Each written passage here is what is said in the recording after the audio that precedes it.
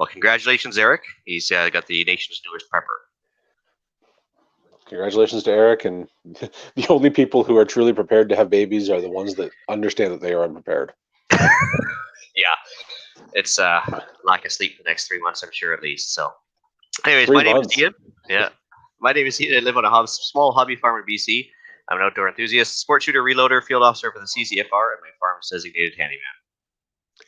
I'm Alan. My friends and family call me a safety nerd. My background as a first responder has developed my mind for safety. I teach first aid, coach my family and friends to be better prepared. I'm a locksmith by trade and have worked in the physical security industry for more than 20 years now. We would love your support to help keep the Canadian Prepper Podcast on the air. Do us a favor, buy a Canadian Prepper Podcast t-shirt. I'm wearing one, although it's a little cool out here tonight, so I'm covered up. But buy a Canadian Prepper Podcast t-shirt at rapidsurvival.com. All proceeds help keep the lights on and the backup generator fueled. If you're enjoying the show, please take a few minutes to like us on Facebook at facebook.com/Canadian Prepper Podcast and submit a review on iTunes. Also, we want your feedback, good or bad. I think we have some bad ones tonight. Let us know if there's a topic you want us to cover, or if you like or dislike or something we're doing, you can feel free to email us at feedback@prepperpodcast.ca. We have some scattered content for you tonight. We're going to start off with some news articles relating to preparedness in the outdoors. Next, we'll let you know how we've improved our preparedness since the last episode. Then we'll get into our main topic for the episode, shotguns and their role in preparedness. So a few news articles that I found of interest. Nova Scotia, those poor folks out there who've been still recovering from Hurricane Dorian, got smoked with what's being called a weather bomb. Caused some pretty major flooding and some widespread power outages. Also in Nova Scotia, apparently I'm ragging on the East Coast tonight, a Halifax police officer was arrested and charged with theft. Details are still forthcoming, but it looks like she was arrested by fellow police officers, charged with unsafe storage of a firearm, which happened to be her department-issued handgun, careless use of a firearm, carrying a concealed weapon, unauthorized possession of a restricted firearm, possession of a restricted firearm with ammunition, theft not exceeding $5,000, disguise with intent. It has also been reported that she has a previous charge for DUI. Interesting, isn't it? I think you would call her an administrative burden in the department.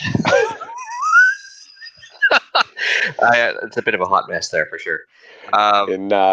I don't know how their system works, but in Ontario here we have the Police Services Act that takes care of a lot of those things, and I get a very distinct feeling that the Police Services Act will not look kindly upon this particular person. No, they're usually supposed to be held to a higher standard, so that's going to be very interesting. I guess she was shoplifting, right? That's what got her into it. She was shoplifting wearing a wig and had her handgun. Shoplifting wearing a wig.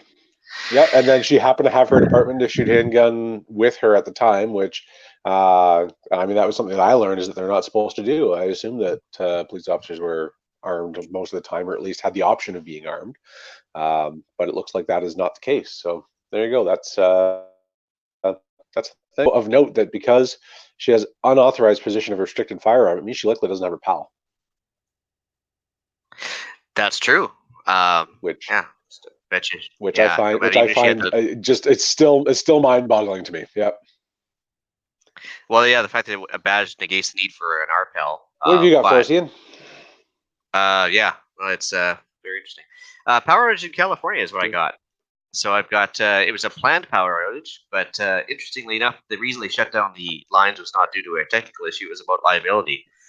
So they decided that even though it would affect millions of people for days on end, they just decided rather than be liable for any forest fires that might have been started with high winds on the power lines, they just shut everything down. And it doesn't really help that they all have electric cars down there. And they still had some fires start anyway, so it didn't really help them. Well, maybe there were fewer fires as a result. Yeah, but I think it says something about your whole logistical setup. If you have to turn the power off, you could just maybe try burying the power lines, or I don't know. There's got to be some sort of better way to do it. There's got to be a better way. Absolutely. Move the power plant closer, but then it's in somebody's backyard, and nobody likes it in their backyard. That's true. What we've done lately for preps, can I take a pass on this one? I just got home from work last night. So yeah, absolutely. This week we're kind of getting the car kits changed over for winter, adding some insulating layers, extra food, boots, shovels, candles in cans, things like that. I will be doing a full review of that on my Instagram feed, so take a look at that. Probably next week we'll get some video and some pictures up for that. Took the kids out for a walk in the weekend. Well, I guess the kids with the family. Got lost in the woods for a little bit. Had a good time there. Kind of took a look at the map before we went out into a provincial park. Decided to change our route part way, and as a result, we that we weren't expecting to be, which was just fine. It was an adventure. We were never in any actual danger of not making it back. It was just a matter of didn't end up where we wanted to be and didn't exactly know how to get from where we were back to starting point. So um, a reminder that before you hit the trails, take a picture of the map at the trailhead and keep track of it on your phone at the very least. Yeah, or there's free GPS apps out there too, right? Well, the GPS apps don't necessarily show us where the trails are in a provincial park. No, but that's true. But at least they can give you a waypoint to find your way back. If you just take a snapshot of the lat long, you can build your own waypoint. Yeah, Do that. yeah, absolutely. Yep. So there are, yeah. So that's another, yeah, absolutely another way that we could have done that, and we didn't. And the result was that we ended up in a place that we weren't expecting to be, and didn't exactly know where we were at the moment or how to get back, and so had a grand and glorious time following the trail, retracing our steps, and turns out the trail looks different going backwards. So that was our fun for the weekend. Oh, absolutely. It's kind of funny because up in the cold jungle that's up behind my house here, it's you can literally be 5 yards off the trail and you can't see it because all the overgrowth of the brush and just the fact that everything's kind of like muted, it doesn't really stick out that well. So yeah, even if you're just off the trail, it can make a big difference too, let alone traveling backwards on it. It's amazing how fast you can get disoriented or whatever. Yeah, so that was our excitement for the weekend. And I think with that, it's time to move into the main topic of our show. We're going to talk about shotguns. All right. So why are we talking about this one to start with? I'd say it's an easy intro to shooting for any reason. No matter if you're experienced or new to the whole sport, it's just an easy entry. Like for example, like under the preparedness banner, hunting is a valid reason to own a firearm in Canada, especially even the most strict or nitpicky CFOs that are out there, or chief firearms officers, that are vary by province and how particular they are when it comes to issuing licenses, and even the federal one. Um, just remember, if you are applying for a firearms license, don't mention the zombie apocalypse because chances are you probably won't Nope. get a firearms license. Nope. So, No zombies, no home invaders. yeah, exactly. No, yeah, don't mention blasting a home invader. As soon as you get the chance or anything else, that's probably not going to get you very far in Canada. So yeah, onto the idea of hunting. Rabbits, grouse, they're usually plentiful throughout the country. Maybe even ptarmigan if you're further up north.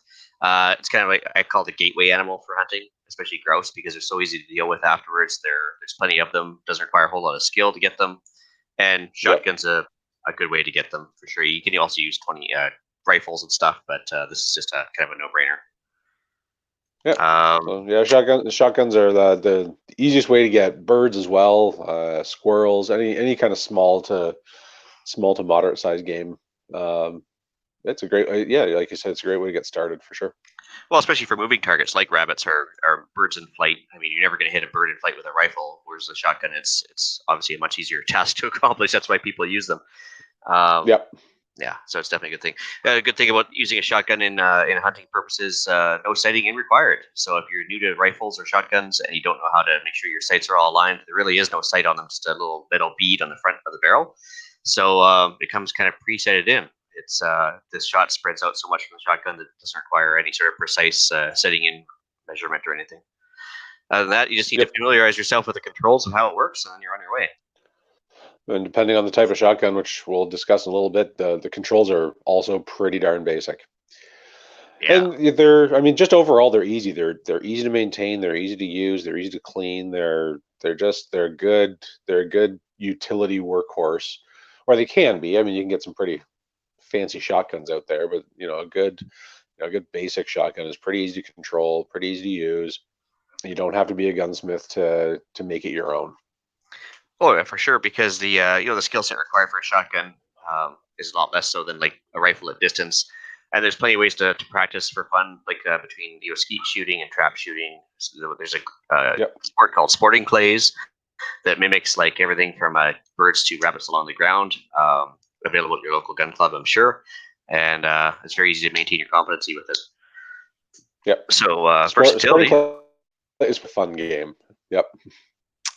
Yeah, no, actually, it's kind of funny because the one I had in Ontario when I lived there, we pretty much had the sporting clays range to ourselves at any given moment because it just was barely ever used. So it was kind of nice. But Nice. versatility, upland game to polar bears with a shotgun. So, I mean, if you're going to get anything from grouse all the way up to polar bears, it's possible with a shotgun. I recommend you don't get that close to polar bears on a regular basis to try it out. But actually, I was going to throw in a little story there too, like the Sartex for the Canadian military. They actually, when they drop in to rescue people in the far north, they actually are not issued with anything more than a pump shotgun because they know that with the right type of ammunition, it's good enough. So It'll do everything. That. Absolutely. Yeah. Yeah, It makes good sense, and they're also effective with a shorter barrel, or they're equally effective with a shorter barrel, so they're a little bit more compact. And the the versatility, as you're mentioning, there is also one of the drawbacks. So if you're going after big game, you do have to get fairly close to it. So depending on whether you're going across the Great Plains of Alberta or you're in the dense bush of the boreal forest, it's going to decide whether or not a shotgun is right for you, because most shotguns are not terribly effective out past about 35, 40 yards. So that is true. Is an interesting. Yeah. So that's one of the takeaway, or the drawbacks, right? Because every action has an equal and opposite reaction. So Well, I the guess it's good also of being versatile. well, yeah, in some districts or jurisdictions, they actually restrict big game hunting to shotgun or bow only to make it more difficult because they know that you have to get pretty dang close with a shotgun or to actually do a proper job. So that's their way of limiting the amount of game taken in the area too, right? Well, I think there's also a component of safety and density and population, because if I fire a rifle and my shot misses, it can go a fair distance. Like that round can travel a fair distance, and it's really hard to check your backstop in the forest. Whereas with a shotgun, one of those pellets, it might hit 30 or 40 yards. Just the 1,100-yard sights on my SKS. Yeah, that's pretty optimistic on it for an SKS, but yeah. Hey, I'm not saying it's effective. I'm saying the to 1,100. Yeah, it's true, because I mean most shotgun pellets, they won't go more than 100 yards at the best on the best days. So I mean, you have to angle it pretty good to even get that far. So you're right, absolutely. So if there is houses that you're not aware of, and it is high population density, that does make sense as well for them to limit it that way. So shotguns, they come in multiple gauges. Yeah, so a gauge versus a caliber. A caliber is usually the diameter of the round, and I think we kind of talked about that when we were talking about in the reloading episode. So if you haven't listened to the reloading episode, go back and listen to that now, then come back to this one. So the caliber is the kind of the diameter of a solid round. The gauge is kind of a misnomer, because the original use of the term gauge was the number of equal divisions that you could get out of a pound of lead. So a 12 gauge shotgun, you could take a pound of lead, turn it into 12. I think it was a pound of lead, or was it an ounce of lead? I can't remember what it was. But you can take that one measurement, divide it 12 times, and you get a 12 gauge shotgun. Well, kind of. What they did is the amount of balls that are the diameter of the actual barrel. If you took 12 of those balls that are that diameter, you would get a pound. So same thing. It'd take 20 balls this diameter to get lead balls. That is to get a pound of lead. Kind of same idea, but it was just an equal amount of lead balls to reach a certain number to get 1 pound. So it's kind of weird because unlike caliber, which is like the larger the number of the caliber, the bigger the bullet. The larger the number of the gauge is actually a smaller round. So this is a 20 gauge, which is smaller than a 12 gauge, which makes a difference. So for this chat, I guess there's also the inaptly named 410 gauge. Because the 410 gauge is called a gauge of a shotgun. However, it is properly a caliber, but it's just used in shotgun terms instead of caliber terms. Yeah, so like we don't want to get too bogged down in that, but I mean, there's tons of calibers out there, but for preparedness purposes, we should probably focus on the 12 and 20 gauge only, because if there is a pie chart out there of all the shotgun shells made in North America, fully on 50% of them are 12 gauge that are made in North America. Another 25% are 20 gauge, and the last quarter of that pie is all the other gauges out there. There's a lot of them. Like 16s and 410s, and I think there's even an 18, and I think there's even a 22 gauge I've heard of, but I've never seen one. 16 and 28, yeah. So 28, there it is, yeah. Yeah, and so but you're never going to use them. The ammunition's way too expensive. It's hard to find. 410 is actually more of an expert weapon. It's actually because it's a smaller amount of shot, and it's a tougher gun to use. So 20 actually is recommended for newbies or smaller statured people. So that's why I was going to focus on 12 and 20s tonight. I have a 16. I like my 16. It's light, but it's in terms of versatility, it's for me. I don't have a 20. I don't have a 20 gauge. I have a 12 gauge, and I like my 12 gauge. It does everything I need it to. It'll take a deer. It'll take a bird on the wing. It'll take a zombie if I really need it to. But... You weren't supposed to mention that. Yeah, so no, for sure. I mean, my personal preference is 12 gauge as well, but for the girls in the house and my wife, when she was first starting out, I went with 20 gauge just to get them started on the idea. Yeah, once the girls are a little bigger, I'll probably get them on to 12 just because that, just like I said, more versatile. 20 gauge is generally used for just birds. Generally, there are exceptions, but 12 gauge though can do anything. Like I mentioned, double odd buck, which is like big, thick lead balls that you can use for polar bears, large game. There's slugs. They're like one giant piece of lead in there. And there's a variety of shot that goes from super fine stuff to relatively coarse lead shot. Shot size is mentioned as a number, and generally, the bigger the number, the smaller the shot, because they want to make it nice and confusing. So... But so shot also comes. It's mostly made out of lead, but it also comes with steel shot because due to not even recent, I'd say a long time ago, they switched over from lead to steel shot being mandatory for doing migratory game hunting. So if you're hunting like geese or ducks or anything that goes into a pond, they're trying to reduce lead contamination of the water. That's their theory, and so they went with steel being mandatory. It comes with its own set of problems, but it's a thing. So. Anyway, 12 gauge shells. So the 12 gauge shells. Yeah, they come in 3 sizes generally. There's always exceptions. 2 3/4 inch, which is probably the most common. 3 inch, even as far as 3.5 inch shells, which are meant for like heavy duty waterfowl hunting at distance, but you probably won't see them. That's a big. I think the first. I seem to remember the first slug I ever sent out was a 3.5 inch slug, and that hurt. It was a 12 gauge. It's a 12 gauge slug, and I was not prepared for it. And the person that was teaching me to shoot was a bit of a jerk, and 12 gauge 3.5 slug coming back on your shoulder is it's a bit of a kick. Yeah, not fun.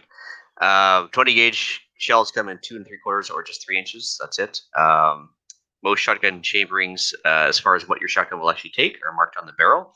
So if you have a shotgun hiding in your closet from your dad or your grandpa that you don't know what to do with, usually on the barrel it'll to tell you what size of shells it takes. But as a general rule, under the guise of safety, if you're not sure, either ask somebody or stick with 2 3/4. If it's a really old shotgun, it might even be smaller than that. So if it's super antique, don't mess with it. I have a couple of antique. I have a couple of older shotguns that were passed down to me. One came out of the jump seat of a water buffalo or of a buffalo when they were retired from the Air Force, and they are 2 3/4 only. That was back in the. It was built. That gun was made in the 50s, retired in the 70s, but it could have been a little bit earlier than that. It was. There's the story changed depending on the volume of alcohol and the person telling it, but it was gun.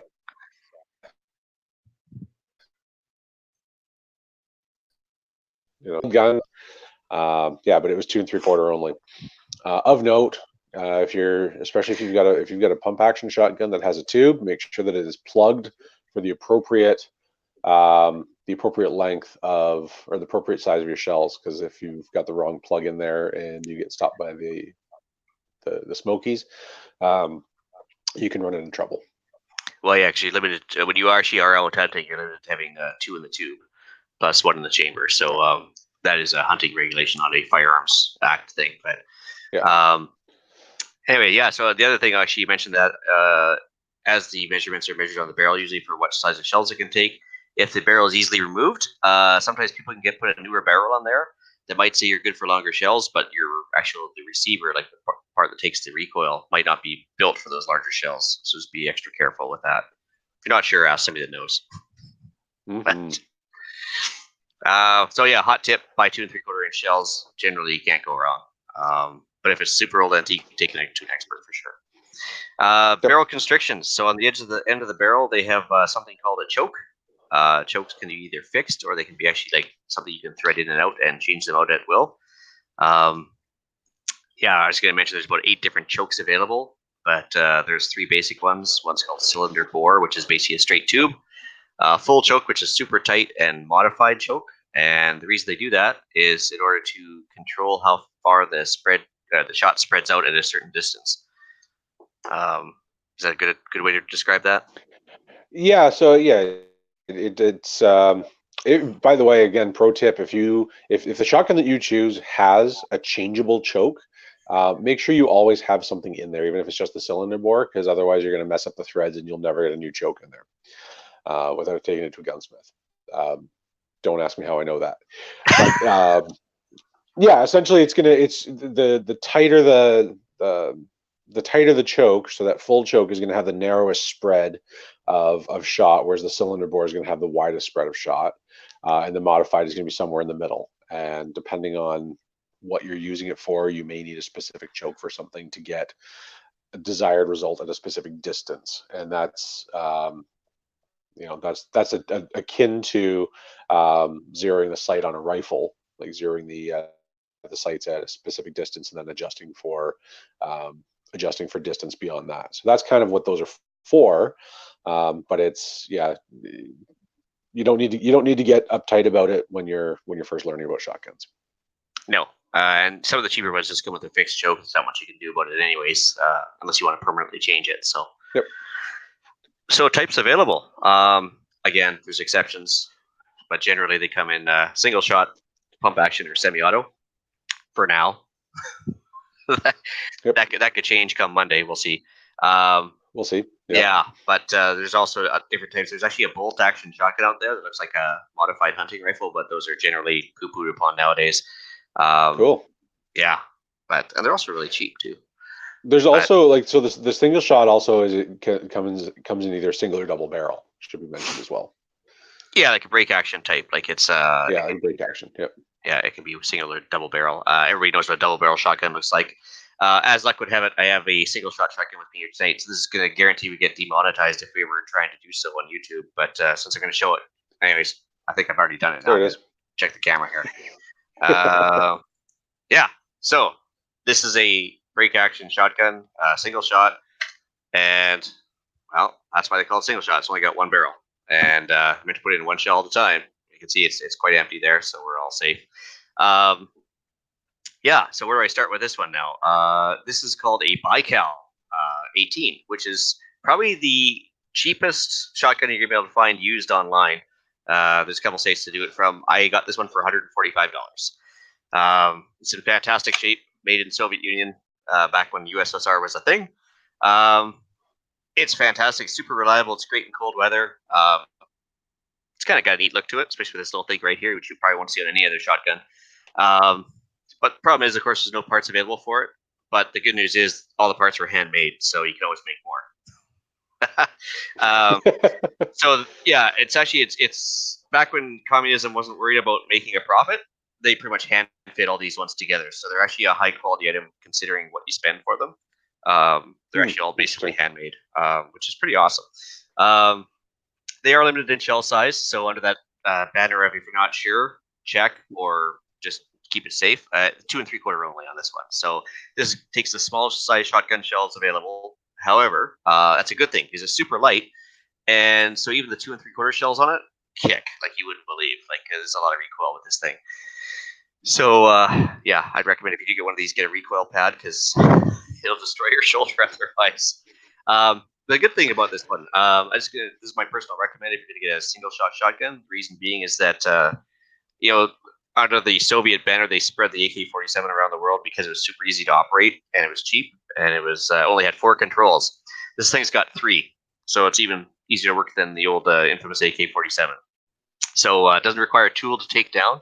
The only thing you have to do to take this down is, can you see that, Alan? Yep. Yeah. Okay. So all you can do to take it down is just pull that, comes off, and then squeeze the magic little lever, and that's it. So that's the toolless takedown, and then it makes it super easy to clean. But the interesting thing is the hammer that would normally fire or like smack against the firing pin and set off the shell is actually internal, so it's not going to get snagged on anything. Built for cold weather, like I mentioned, because it's built in Russia. Heavily overbuilt. Like they use solid steel parts for everything. It's going to last forever, type of thing. Like I said, high quality, and hooray, something good came from communism, I guess. Another invention. That's right. The only 3 controls I was going to mention there was just this thing, which is actually it cocks the hammer to fire the gun, as well as breaks open the barrel. There's a safety right here that obviously red for fire and black for safe, and then just the trigger. That's the only 3 controls on the entire gun. It's so as far as familiarization goes and ease of use and instructing somebody, it's pretty hard to mess that up. That's pretty easy. Yep. Yeah, and even it's got a little indicator here. It tells you when you've got the hammer cocked. So to be extra careful here, it's like it sticks out a little bit there. Cute.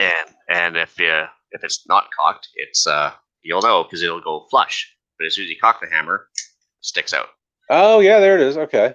Yeah, so it's kind of neat that way. Cool. So as far as value per dollar, this is awesome. So if you're going to start out and you don't know what else to do, get one of these Baikal 18s. I mean, there's other ones out there that are just the same price and everything else. I'm just a big fan of these things. The bad news with these things is because they're so old, they were made in the 80s and 70s, they can't take the steel shot that you would need for migratory birds. So you're stuck with lead shot and 2 3/4 only, and they've got a fixed choke. So we talked about those chokes. You can't change out the choke and make it looser or anything else, but it's a super tight choke, so it's good for longer distance. Longer for shotgun, meaning like shotgun 45 yards instead of 40. 45 yards stops. Yeah, again, under the bonuses, super lightweight considering the fact that it's made with a lot of steel, but it's gonna kick. There is a newer version out there made in Turkey that's kind of very similar, called the Midland series. There's also there's about 16,000 Turkish names right now. They're all kind of similar idea. They're about 170, 199 bucks depending on where you shop. But yeah, that's an alternative. If you don't want to go with the old school stuff, you can get with the newer ones. They'll take larger shells and steel shot and stuff. But I'm kind of a fanboy of these things. So there's some nostalgia that goes along with the good Russian quality. Oh yeah, especially if you're in the middle of the prairies, in the middle of winter, you know it's going to behave well in cold weather. So yep. And yeah, so that the next type of shotgun we want to talk about was the pump shotgun. My personal favorite. Yeah, actually, to be honest, mine too. But I just thought for show and tell, this was a good one. Yeah, absolutely. Yeah, so pumps more versatile than a single shot shotgun with a faster follow up shot, but they're going to run you more money. I mentioned the fact that they're good enough for the Sartex to drop in and face down polar bears. Yeah, probably good for anything you're going to face as well. Favorite for years in police departments. The Remington 870 is the go-to for. I mean, even if you watch like the old Police Academy movies, they're carrying Remingtons. They're there's nothing that quite matches the sound of a shotgun cycling. Or a pump action. It's pretty distinctive. Oh, unmistakable sound for sure. The nice thing under Canadian firearms law, there's no limit on shell capacity in the tube as far as like taking it to the range under our laws. So unless you're going out migratory bird hunting, you have to limit it to 2. But other than that, federally, there's no limit. So unlike semi-autos, so you can put a 10-shot tube on a Remington 870 and be perfectly legal here. You mentioned that unmistakable sound. It's nice to have that control as well as knowing where the what the state of the firearms in. There's a lot to be said about that. You mentioned it already, but my recommendation is the Remington 870. Yeah, I have like a the Mossberg. That's the one that I chose. Yeah, and that was simply because there was one available for real. I was shopping for shotguns, and it has yeah, came with yeah. I mean, like for the it Mossy 500 for and sure. That's choke the other. tubes Oh, and you still. I think he's cutting in and out there. The Mossberg 500. You're right. I mean, that's the other major contender out there a because. lot like the. Oh, still there? Yeah, I'm still here. Oh, okay, weird. Maybe. We're cutting it out there. Yeah. Anyway, so the Mossberg 500. So yeah, I was going to say they're the military in the States uses the Mossberg 500 for its reliability and stuff. Police generally use Remington 870s as well, as they seem to be popular in the civilian market because they're highly customizable. They're like a Barbie doll for guys. You know, you can pretty much put any accessories on there you want, right? Yep. If you've ever wanted to see a shotgun with a bayonet on it, you're going to find it on the Mossberg. Mossberg 590A1, absolutely, yeah, and then or the Remington 870. I think you can even find one out there if you wanted. Yep. And they can look cool. They can be all black. They can be all woodland camo. They can be all stock wood furniture, whatever you like. Some people don't like the shake. There's the Mossberg shake in the pump, like in the pump handle. There's a little bit of a rattle in it. Kind of every single one that I've ever handled, and that's standard for them. It doesn't bother some people. It bothers others. But that's a personal choice. Yeah. I mean, and the nice thing is, like, either one of these guys you can buy used on CGN, their Canadian gun nuts, for what, 350 to, well, if you really want to spend money, $450. Yep. And they can come in fairly decent shape too. You can get them new, of course, still in Cabela's, local gun store, anything like that. The nice thing is, unlike the old Baikals, you can still get parts for them if anything goes wrong. There's a place called the Gravel Agency in Quebec that sells all the parts for Remingtons. I'm not sure about Mossbergs though. But I mean, the only parts I've ever needed, I've been able to source locally at my local retailer. So, I don't know. I've never tried it. Yeah. So the nice thing about both these guns is they'll take the larger shells. Depending on the model that you get, you can all the way up to 3.5-inch shells. They come in varying barrel lengths from 18 to 30 inches. Sometimes I think you can get super duper long ones if you want it, but I don't know why. I don't know why you'd want one, but whatever. There's again, to each their own. Yeah, that's right. Interchangeable chokes for the Mossberg can do that too, right? Just to call something else. Mine's got interchangeable choke. One that I got has so it has the 18-inch smoothbore barrel, but it also has a 14-inch rifled barrel. For slugs.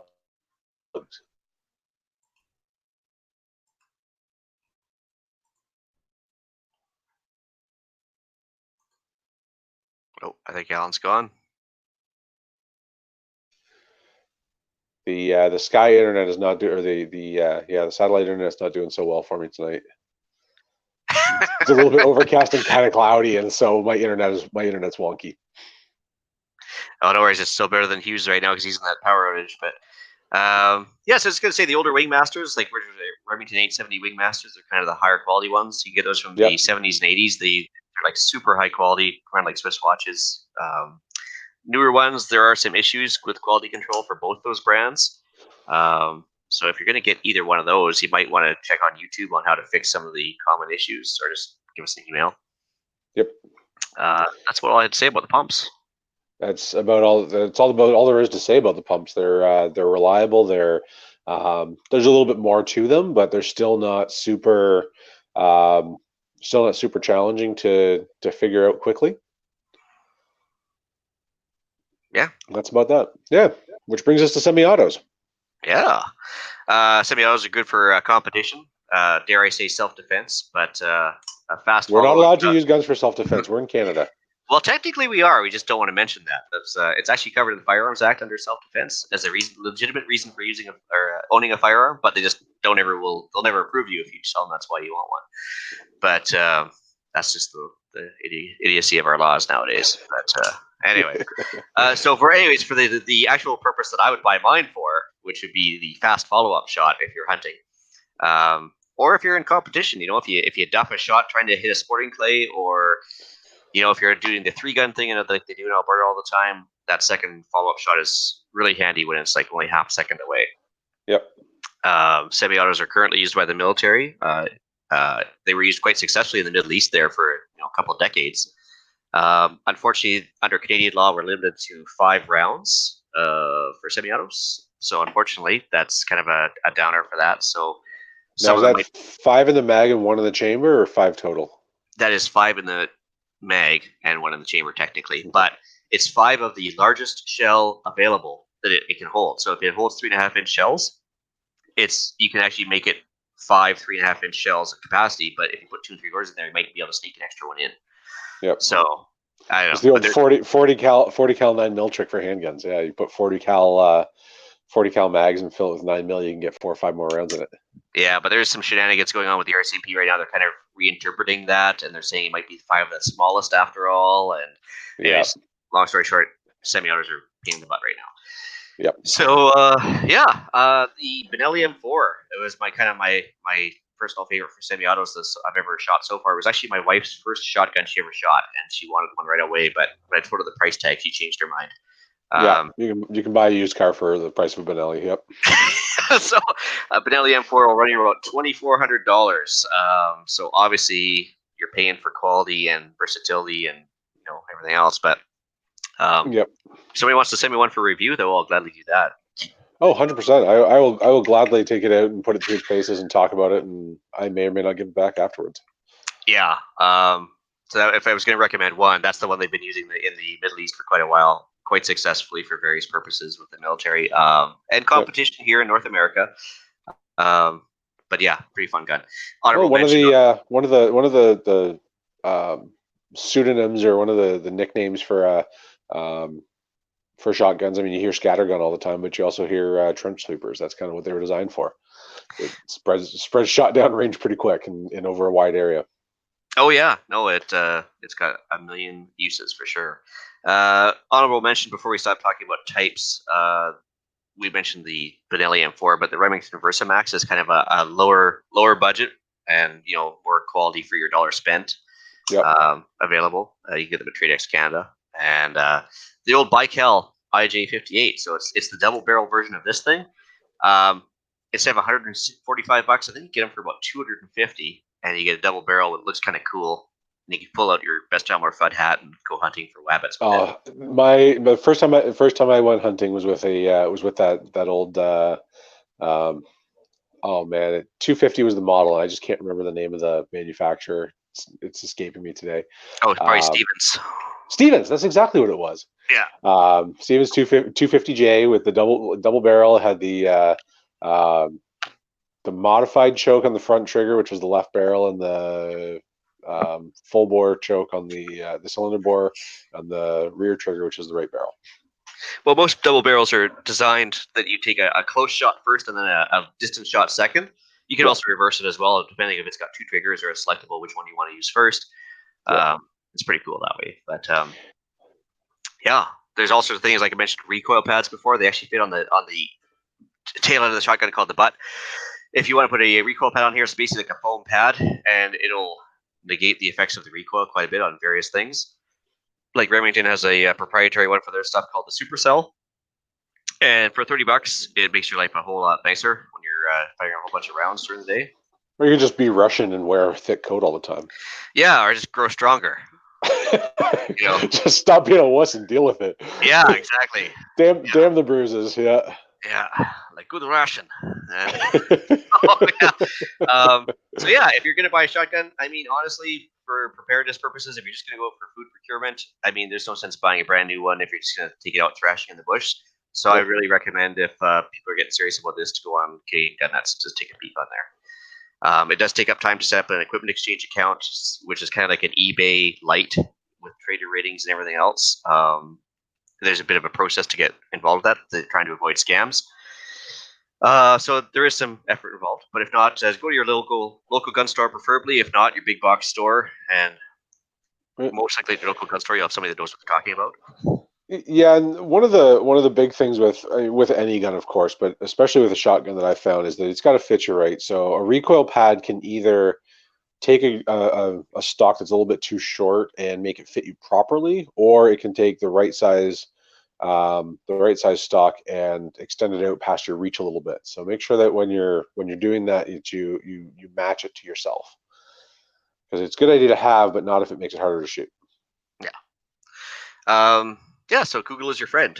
If you're gonna go try and buy a gun online, beware. There's lots of scam sites, just so you know. So if you're not sure, drop us an email, ask your friend, whatever. Back to our reloading episode. Shotgun reloading is a thing, but the way that the shell prices have gone lately, if you're just doing birdshot for like upland game, don't bother. It's not worth your time or effort because you can pretty much buy them just as cheap as you can make them. But the good news is, thanks to YouTube, it's pretty easy to figure out how to make your own lead shot. And if you can make your own lead shot, it's definitely worth it because all of a sudden the biggest cost item goes right down to almost nothing. Yep. And people are making lead shot out of old carrier batteries, depending on the type of battery. Wheel weights, dental film from X-rays. Believe it or not, it's actually enough to collect up and make lead shot with. There's all sorts of weird stuff they can use. Just please, if you're gonna do anything that involves melting metal, please make sure that you have proper fume hoods and filters, because breathing in lead gases is not good for your body. What could possibly go wrong? Nothing could possibly go wrong because you'll be dead. Nothing else will go wrong. Yeah. Oh, yeah. So also reloading, if you're going to do specialty rounds like buckshot or slugs, that's where actually the cost savings can be had if you're going to reload, because buckshot and slugs, like this thing is actually right here, is a round of buckshot. It says right on there, it says 9 pellets, double odd buck, 2 3/4. Tells exactly what it is. If you're going to do buckshot, those things are about a buck, literally a buck a shot. And as are slugs, sometimes more. You can reload them for a lot cheaper than that, but that's different than birdshot. So Yep. One of the first time I ever fired a shotgun, maybe not the first time, one of the first times was actually it was a door breaching round, which at the time was the paste that gets used to make dental molds. That when it hardens, it's almost like a clay, and they put it mold it with some metal filings, turned it basically into a slug. Hit that with they would put, the way that it was set up with when I did it was a breaching round in the chamber, and then 2 double-aught rounds or 3 double-aught rounds behind it in the tube. Huh. Yep. So first one opens the door. Second one becomes lethal. It's interesting because they want to make sure that, I guess, if there is something behind it they don't want to destroy or whatever, they can just, or they don't know what's behind it. I suppose as soon as that round hits, it's going to disintegrate, right? Yeah, exactly. So it's designed. It's like getting punched in the face with a car that's an inch around, not even an inch around, and then it just disintegrates. You can do that with Bondo and metal filings. It would certainly hurt if you got hit in the chest with something like that, but yeah, door breaching rounds are they're pretty interesting. They'll smash the door into pieces, but they don't do any damage kind of beyond the door. Yeah, you can actually buy like rubber, less lethal things, rubber darts and beanbag rounds. Beanbag rounds, absolutely. I have been hit in the chest with a beanbag round before. It was in training, and it was unpleasant. Like it was just an unpleasant afternoon. I don't think it's meant to be pleasant, but yeah, no, I mean, they're so funny because they can spend like $9 a round on some of those things, right? They're crazy expensive. My will to stand up was almost non-existent for quite some time after that. It's an effective tool. Wow. But yeah, big star attached to this one. So shotgun reloading is a lot more complicated. Well, a little more complicated, anyways, and certainly less forgiving than metallic cartridge reloading. It is a low pressure round compared to rifle rounds, but the barrels are made for lower tolerances and lower pressures, so it's pretty easy to overpressure a shotgun round and cause damage to your shotgun and yourself. Yep. So if you're not sure, just take somebody or get somebody to take them under your wing, or take you under their wing and start it that way. There are molds available to cast your own slugs and buckshot with the melted lead we talked about, and just YouTuber's your friend for that. So that's what it. Yeah. Honorable mention to the judge, which is a 20 gauge. 410. 410. It's 410. Yeah. It's a handgun. It's a revolver. The one that I shot was 5 rounds. This was in Kentucky a couple of years ago. 5 rounds of 410. It's still a shotgun by definition because it takes a shotgun shell, but it was very Arnold Schwarzenegger. It is large and in charge. And what I found was that when I was actually shooting it, it wasn't so bad. When I was standing behind somebody who was shooting it, the pressure wave coming off of it was like, it was intense. I backed up from that because it was it was a lot. So that, anyways, that's just kind of an honorable mention. That's a thing that's out there. That's about it. It's fun. I liked it. It was a good time. Cool. So yeah, to carry on with our firearms series here, I guess we should bring ourselves to the podcast challenge. So, you want to cover this one? Sure. It's time. So we've talked about why to have guns and how to have guns and where to get guns. And so now is the time. If you don't have it yet, get your PAL, get your possession and acquisition license from the government, so that you at least have the option to purchase firearms down the road. It is a process to get it. You are guaranteed to wait at least 45 days from the day they receive it or from the day they complete your application before you actually get your license, and then travel time after that. Like it's a wait. It can take sometimes upwards of 6 months, and that's under absolutely ideal conditions. That is current. Who knows what's going to happen when the after the election, depending on what changes come down the pipe for the Firearms Act. So get your possession and acquisition license. I think we mentioned it, but there are 2 levels: restricted and non-restricted. Most shotguns are non-restricted. So shotguns and rifles with your standard PAL, or you can usually swing a deal with your local instructor and get a package and get your restricted license at the same time. That allows you to own shorter firearms, handguns, smaller shotguns, smaller rifles, things like that. So get that now. Now's a good time. That will also help. It will also go a long way to keep you safe. I think we talked about it. Was it the last episode or the one before? It was the last episode. Was firearms legal insurance?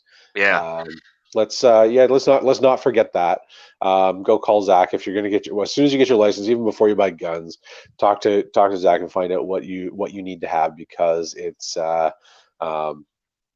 as we saw in the news article at the beginning of the episode, simply being in possession of a gun without a license is a criminal charge. The way it was put to me is essentially it is illegal to own a gun in Canada, and you can lease a 5-year exception to it by having a PAL. Yeah, it's like a get out of jail free card that's valid for 5 years. Yeah. Yeah, because I mean, there's lots of people, and I don't want anybody to tell me if that's the case, but I mean, they have Grandpa's old shotgun in their closet. They never bothered to get a firearms license because Grandpa just dropped it off a week before he died. And yeah, I mean, it's a thing. If you get caught with that without a firearms license, you technically are going to be looking at a mandatory minimum sentence in Canada, which is not a bad thing. That is a bad thing. Yep. From my Patriot podcast side of things, I mean, basically, the more numbers we have that are PAL holders in Canada, I'd say the less likely already be pushed around on a daily basis by politicians that are going to try and constantly strip the rights that we have away. So honestly, if you don't want to get one right now, or you're not comfortable getting one right now, it can't hurt to go through the course. And like Alan said, you're talking like, despite what the media says, it's not as fast as a process they would like it to make it out to be. Like, you're looking at probably a 6-month wait before you can actually get your hands on a firearm if you started today. Yep. And so it takes time. I mean, when I did my course, I don't know, 7 or 8 years ago, when I started the process of finding out finding out where and when, it was a 3-month wait just to get into a class. Yeah. Just because they were booked, and then you have to send off your application, and then they have to go through several interviews, and then then there's a waiting period, and then they might mail it out to you, and then you might get it within a couple of weeks because it's Canada Post. Yeah. Oh, and just as a side note too, I mean, having firearms legal defense insurance is great, but if you've broken the law intentionally, he still can't help you. So it's not much he's gonna be able to do for you. But so yeah, do it right, do it safe. We all have every intent of being legal, above board, honest, upstanding citizens, and so let's keep it that way. Do it right. Having a shotgun is a good thing. It's a great idea. Having it legally is an even better idea. Yeah. And any questions, feel free, because I mean, we kind of just breezed over the basics, but there are better podcasts out there with the focus on firearms. But we just thought we'd carry on with this firearms theme for the month. But I guess it's time to go to the episode closing. Yeah, what do we have for upcoming events? We still have Shakeout BC. What happened with that? Well, that was today. What an absolute fail. I couldn't believe it. I was talking with some people about it. They're like, "What are you talking about?" I'm like, "Well, there's a website. I mean, aren't you worried about should we talk about earthquake preparedness?" And he's like, "Why?" That was my last coworker yesterday. And then I've asked about 3 or 4 people that even heard of it. Nobody heard of it. And I was trying to promote it. A bunch of other people were trying to say something about it, and it got zero exposure, even in the media. And I was like, "Wow, I guess you guys need to work on your exposure for next year." I saw a video that the Red Cross produced, the Canadian Red Cross produced for this event. I only saw it because I happen to follow them on Instagram, but that was that was about it. Yeah. So yeah, that was be prepared for earthquakes, and we might do an entire episode on that. Did we do an episode on that? If Nope, not, not we yet. should do one. We'll do one in the near future. Maybe we'll do that in the spring. But yeah, let's be prepared for earthquakes. That's a totally reasonable thing to be prepared for. Especially when you live on the extension of the San Andreas Fault, like some of us. Yep, yeah, especially if you're anywhere near the Rockies, it's a good idea to be prepared. Yeah. So shout outs. I got nothing this week. I got nothing. There are some pretty awesome people out there. You know who you are. Keep being awesome. And if you want us to shout you out, write us something, and then we'll talk about you. Like this There you next go. guy. Like this next guy. So, with Eric being off, we don't have any access to to a lot of the stats. So we may or may not have received any emails. We did receive a 3-star review. Is that our first 3-star review or our second 3-star review? It is our first 3-star review. Our first 3-star review. You know what? I will take mediocre. I'm good with that. Anything over 2.5 is above 50%. I'm okay with that. We're above 500. So this was from Cole from WPG, which I'm assuming is Winnipeg. Yeah. He says the audio quality is terrible and the hosts are long-winded. It is informative though, so it's okay, but they have a long way to go. Well, Cole, you're absolutely correct. The audio quality can be terrible sometimes, especially things like tonight. It's what happens when you live in the country and you have satellite internet. It's also what happens when you have people who are spread out across 4 time zones and literally coast to coast across the country. It means that we don't have the opportunity, especially because we're live, we don't have the opportunity to get into a sound booth and do it with professional quality equipment. If you would like us to have professional quality equipment, please go ahead and buy a t-shirt at rapidsravel.com. I guarantee that the first thing we will do, given that we are raising funds for that, would be to improve audio quality. But the truth is that we don't receive any compensation for doing this. We don't. We are not making any money on this. This is just for fun. This is for kicks. And yeah, you're right. The audio quality is terrible. It can get better, but it has to get better with funding. So there was a review a couple of weeks ago where somebody was really happy that we don't do all these product reviews that a lot of other websites do. Fun fact, those product reviews are ads. And so we don't do that because we care more about the content, and we could do that and we could probably sell a whole lot of ad space, and then you'd be listening to a lot of advertisements just going in circles. Long-winded sometimes, but we're a bunch of guys that like to sit around and talk about stuff. You should hear what happens when we're off the air. And that's how it goes. I'm glad that you find us informative, and I'd love to hear your feedback. We've got a long way to go. Tell us what we can do to improve. Shoot us an email, feedback@prepperpodcast.ca. Love to hear from you, Cole, and if you've got ideas on the show, then please. We'll even have you on board.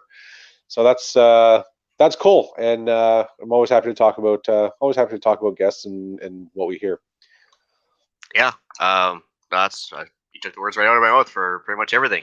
I appreciate that it was a little long-winded, and I did that on exactly. purpose. That's good because we got thick skin, so we'll take whatever advice we can. Drop us an email. We're wide open. So I guess that's it. So on the outro, I'm going to bring episode 40 of the Canadian Prepper Podcast to an end. You can find the podcast on iTunes, Podbean, Spotify, or your favorite podcast app. Please help us out. You can take a few minutes and submit a review. It helps other people find us. You can also find us at prepperpodcast.ca and on Facebook. I do believe we're doing this live too, right?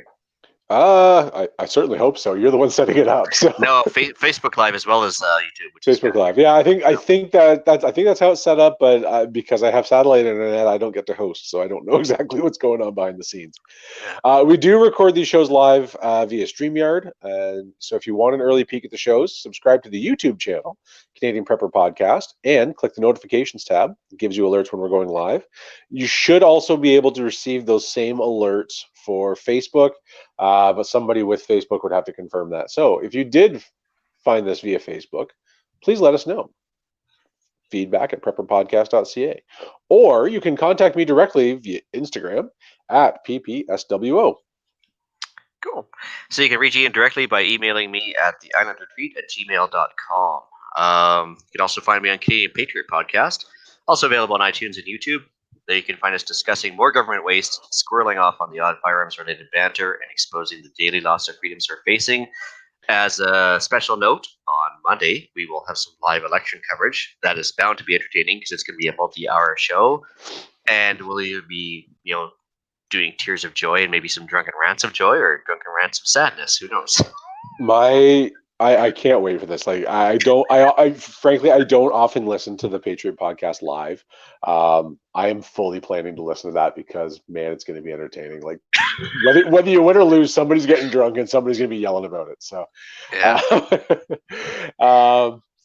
Yeah, so that's going to be entertaining. I look forward to that. So again, we'll squirrel off a little bit. If you are Canadian, if you are in a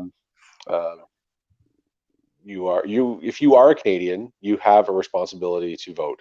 The vote comes Monday. If you haven't already cast your ballot in the advanced polls, please get out there. If you don't vote, well, frankly, you're an ass. Please just do it. Basically, if you don't vote, you don't have the right to complain for the next 4 years. And that's about it. Yep. Even if you can't make it on Monday, you can still show up to any Elections Canada office, preferably your local one, and you can do what they call a special ballot. It doesn't have to be advanced polls days or anything else. You can still just show up and say, "I want to do a special ballot." The only difference is you have to type in fill in your own candidate's name on your vote. Yep. And they'll provide you with a sheet on how to spell it if you need. So there are ways to vote. There are no excuses for not voting. It upsets me every election when the media talks about a great turnout of 35% of eligible voters. Just get out and vote. It is important. Yeah. After you have voted, please check out Rapid Survival at www.rapidsurvival.com. You can usually find Eric there on the live chat. It's got some pretty cool gear. So yeah, go see it. It's awesome stuff that'll keep you prepared, and hopefully when the big earthquake hits, then you have all the stuff you need. One good thing to buy from Rapid Survival is a water bomb. We talked about that. I think the first episode that I was on was about water. That was way back, 30 some odd episodes ago. But yeah, make sure you have water. With winter coming, you may get snowed in. We'll talk about that another day too. But a water bomb fills your bathtub, has clean drinking water, keeps it isolated. So that's a good thing to buy from Rapid Survival. Actually, you know what? You just reminded me. I think we're coming up next week is going to be our 1 year anniversary since we started. I think it is. That's going to be amazing. Oh, yeah. We're going to have a little party. Two drunken podcasts in a week. Are you going to be okay, Ian? Well, I'm on vacation, so it's all good now. So perfect. Yeah, just in time. My summer vacation came a little late this year, but here I am. Well, you're on the coast. Is it ever really winter? You'd be surprised. Today it certainly is. Anyway, well, thanks for joining us. So tune in for the next episode. We're going to be talking about dogs and their uses in preparedness. So a little away from the firearms, but kind of related. Until next time, be prepared, stay safe, and keep learning.